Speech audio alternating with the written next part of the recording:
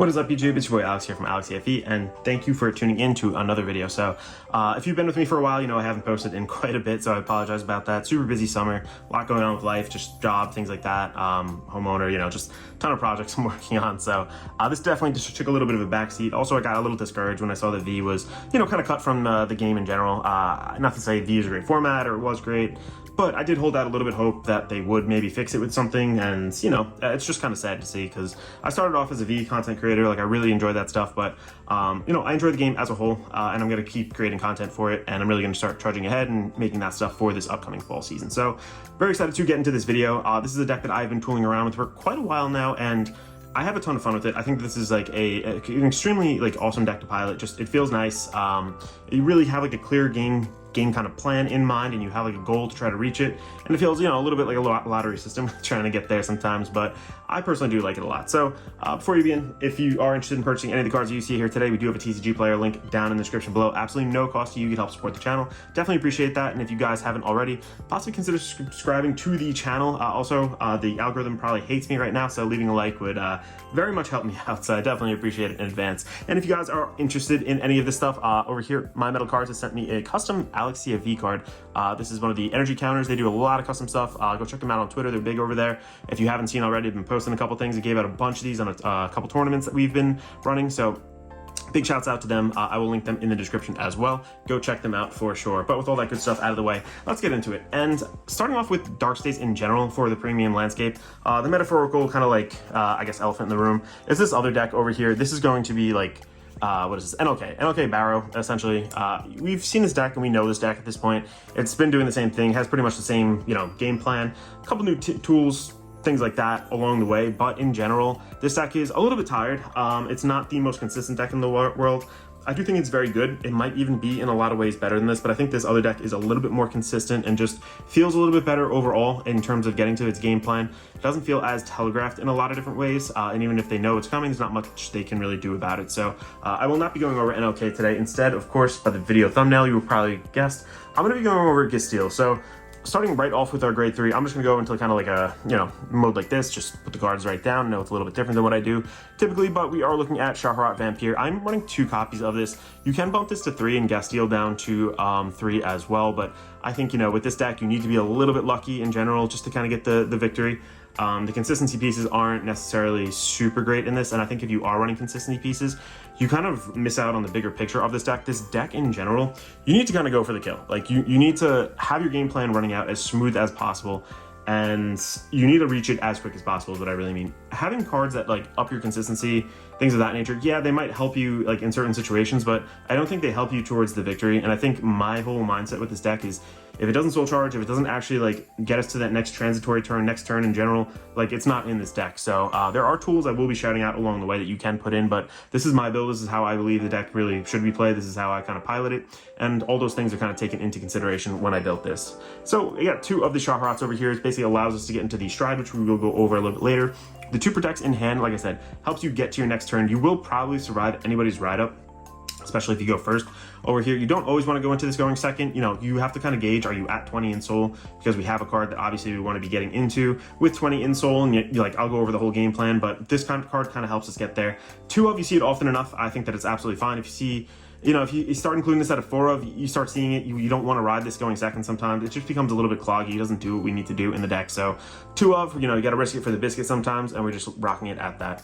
4 of the Gastille, the reason being, again, this is the same idea where it can be a little bit cloggy, but in general, Gastille is our like win con in this deck. Like we need to be doing this to go off on our opponent.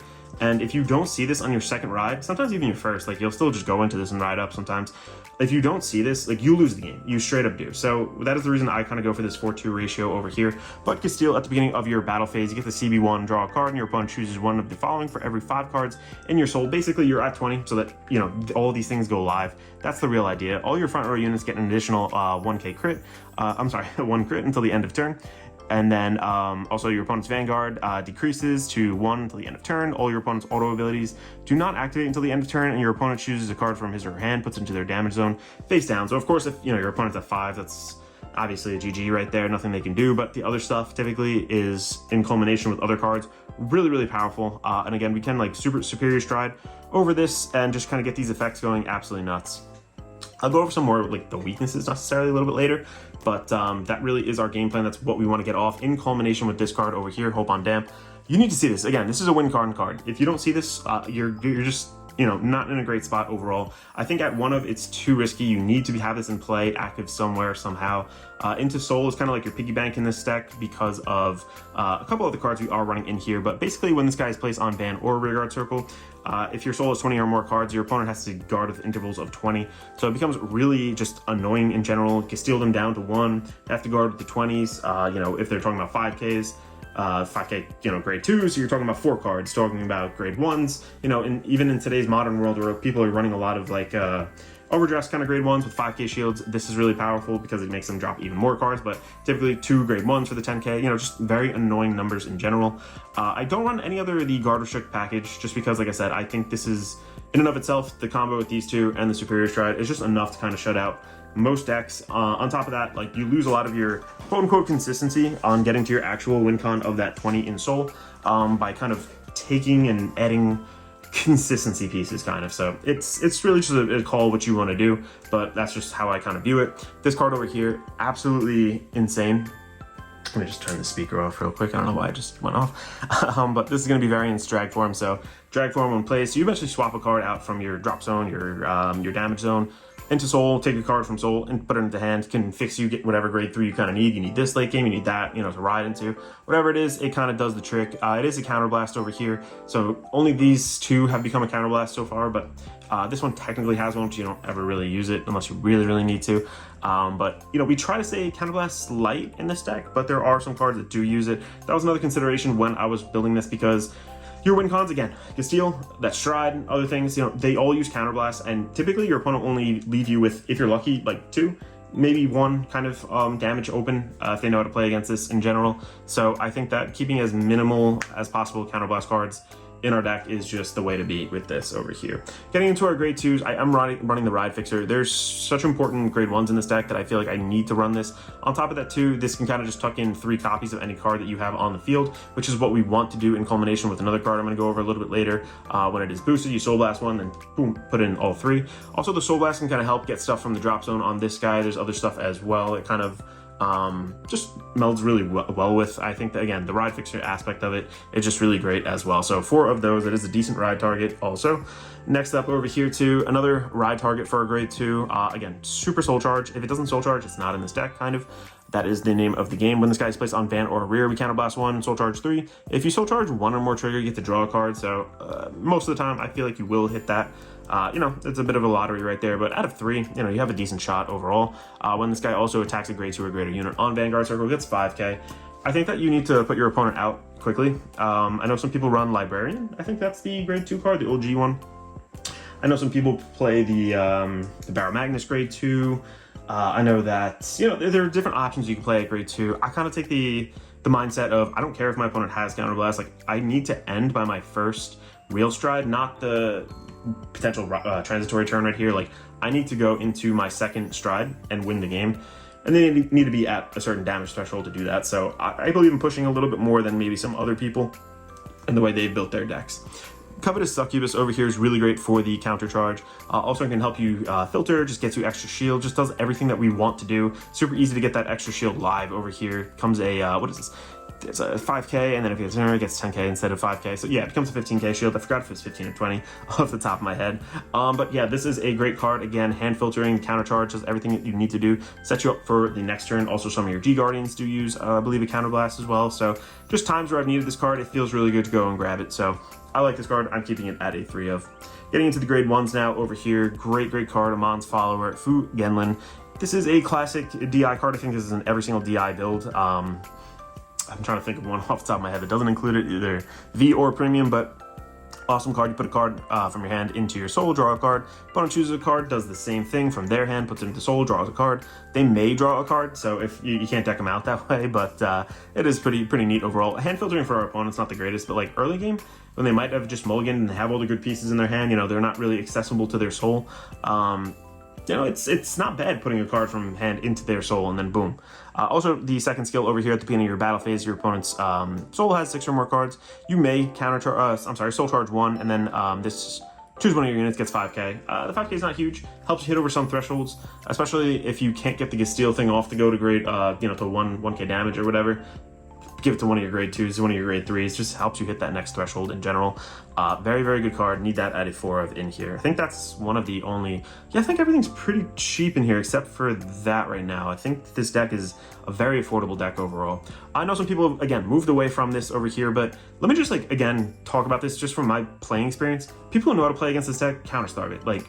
They're just not going to let you get the Gastille. They're just not going to let you counterblast for that other, what is it, the superior stride, things of that nature. This just helps us in the game, A, get into their mental that, oh, they can countercharge pretty much at any time, and B, this really helps with a certain combo, which I'll show you with the next card over here, but basically just rest this card, take a card from your drop, your damage zone, you know the deal, put the card back in the damage zone face down, or, and if you have 3 copies of this, in your soul, you get to countercharge 1 and restand this. So this is a 6k. If you're trying to damage deny, again, I don't always say it. You can ride this though. You can swing under and just kind of leave your opponent blanked for a, a grade 2 deny. You don't want to give counterblast to Night Rose on grade 2. There's certain decks you just don't want to do that to on grade 2. This really helps you do that. And again, swing under. So that's your underplay. I think once you're at grade 2, you kind of just go for it.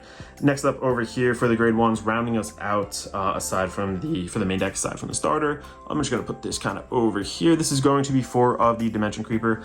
Again, this is one of the biggest combos in the deck. You just, boom, you put that into soul, let's say off the Fuganlin, boom, you pop it out. Do the soul charge too. You use this over here, put that back in. It just gets you so much soul so quickly. And some people may feel that you can kind of get into the long game with this, but again, I'm I have to kill them quick. I have to get to my win con as quick as possible. This just kind of gets me there. And again, that's kind of why I decided to go with this. And it's why I just kind of like it in general. I think this is a good, and if you want to swing under, again, it's a 7k body. It is super good. So as you can see, the grade 3 is really good. That's why I do like this grade 2 searcher. I have to experiment. I know the DI one, I think, came out for the grade 1 G Guardian person.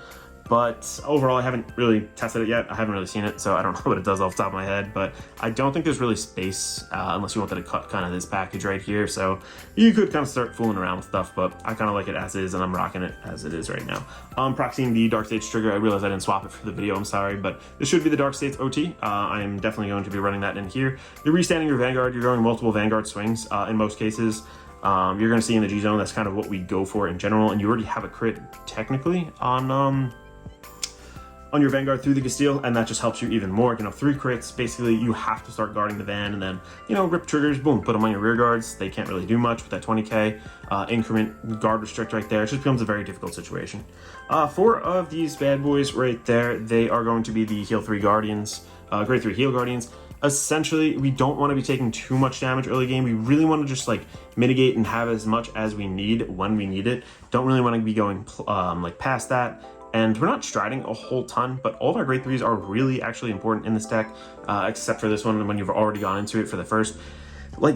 This just ends up being stride fodder at a certain point too. So I really do actually like that. And I'm just basically, keeping it as is. What else over here? We have a couple different crit triggers. You're gonna see, let me just pop these around really quick.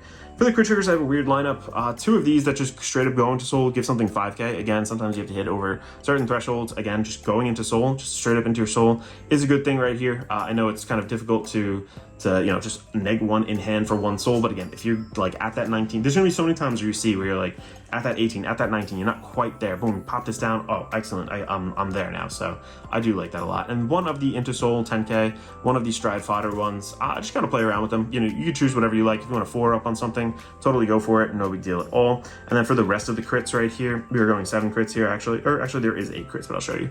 We're going 3 of these one-eyed succubus and then 1 of the sentinel one. The draw power over here is good. Again, it's kind of dangerous to draw. We're not so much in a deck out environment as something like Baro NLK. So you should be controlling this, not really decking out as much, which kind of allows us to run these triggers over here, the defensive draws and also the regular draw triggers. Just having a PG extends the game so much in my belief. I think that sometimes it's really good just to have a 1-card guard at 30k. There's a lot of smaller numbers right now running around. The days of big Vanguard swings and playing through the Vanguard are kind of I don't think that's the prevalent meta at the moment right now when you look at the best decks. So I think that running one of these and 3 of those are absolutely fine. In the main deck, I want to have regular units. I want to just, everything kind of serves a purpose. I know Elementary is good and really just like you're only out in certain situations, but you know, like I said, you have to kind of play it to perfection in order to win. And I think that this is the best way to kind of do it. Also over here, we are running one of our starters. Let's get into our G-Zone now and just kind of talk about this. G-Zone is kind of simple. To pair up with the grade 3, or we are running the grade 4, the on-hit stride. I got revised with history collection. Basically 2 of those, you are just getting an extra draw if you have 6 or more in soul, and you are also soul charging 2. So again, helping us soul charge, getting those just 2 protects, which is absolutely huge.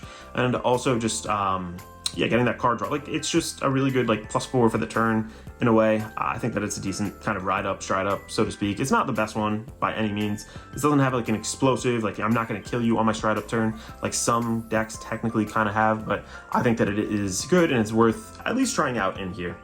2 of these right here now with the ultimate Deep Hades, Emperor Fairfax, I think it's how to say it. This is our win con. Again, you want to be on Gastille. You want to be under the 20k guard restrict. With that, you want to swing with it, boom, you're going to come down with this guy over here. This guy is a counterblast. You know, you do kind of ditch a lot from your hand, but again, this is your kill turn.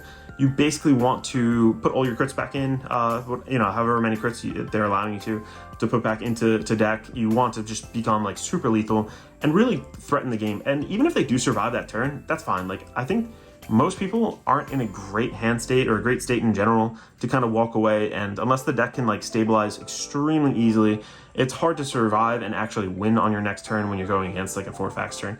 I've gone into this twice in certain games, so I do include 2 of them in here. We don't really go into too much else, so I am just running 1 extra copy of it. You can cut it down to 1 if you really want to. I'm running 4 of our Bladeoramus over here. You need to knock deck out. Sometimes, like I said, it's just the position you're in. This will put the cards back in. This is a restanding Vanguard. Still really good under the 20k turn. Like, this is the real facilitator of the deck. Castille is great, don't get me wrong, but like sometimes that just feels like that's what's winning you the game. Basically, there you can run variants hard leg, you can run Quen Lu also, you can run a bunch of different things that do also do a bunch of like guard restrict kind of shenanigans, but sometimes it's better just have like an honest soul charging deck. Soul charge, get you as close as you need to be as fast as possible. So 4 Bladeoramus, because it is a name flip, sometimes you have to go into that twice. I was kind of on the fence. Do I have the other ones? Yeah. I'm including 2 of the Gilderai over here just because they don't use a counterblast. I was trying, oh god, what was the other one's name? Oh, was it Gastille or something like that? I have him right here, actually. Yeah, Balam, that's it, Balam. I was running 2 of these, but again, the counterblasts, sometimes I'd be counter-starved, don't know what to go into. Like, everything else pretty much uses a counterblast, so if you don't have it, you can't get it, like, mid-battle phase or whatever. You know, you just need an option where you don't actually have to counterblast something, and that's what Gilderai comes in. I'll use this maybe once out of every 5-6 games. Like, it's not really super big. This is a proxy for Messiah. I have probably like 10 Messiahs at this point. I just keep them in a Messiah pile, so I don't actually like putting them in the decks. Forgot to put them in over here. Going into the G-Zone, the G-Guards. Nothing too crazy. The Medical Studies Extinction over here, Vincent. This is a great card because if you are stacking your soul, like you should be in this deck, you can actually become a really big shield. 5k for every increment of 5 in your soul. Really, really decent. It's also a G-Zone flipper right there as well. One of these guys over here is a counterblast. You get to choose. It could potentially, I think, you give like a permanent 5k to your Vanguard. Decent in certain situations where you're getting poked at. One over here, this is more flip fodder than anything, but sometimes, what is I forgot the effect off the top of my head real quick. When in place, you get the soul charge too. Yeah, and then the number of cards your soul is 6 or more, this gets 5k. So again, just soul charging if you want to. I use it as slip fodder most of the time. The Pseudo PG right here, this is a great card. Again, it does use a counterblast, so kind of annoying, but definitely necessary in the deck. I think that sometimes that is our only out to certain situations, and just having that in our G-Zone is great to have. So just having an extra one of them, 2 of right there, I think is the way to be. So that is pretty much the deck profile right there. Let me know if you have any questions. I really do appreciate you guys tuning in. I know, like I said, YouTube probably won't be pushing this out too much. So anything you guys give in terms of like a like or subscribe, anything like that, I definitely appreciate. So thank you so much. If you want to see any other deck profiles, let me know below. This is Alex from Alex CFP signing out.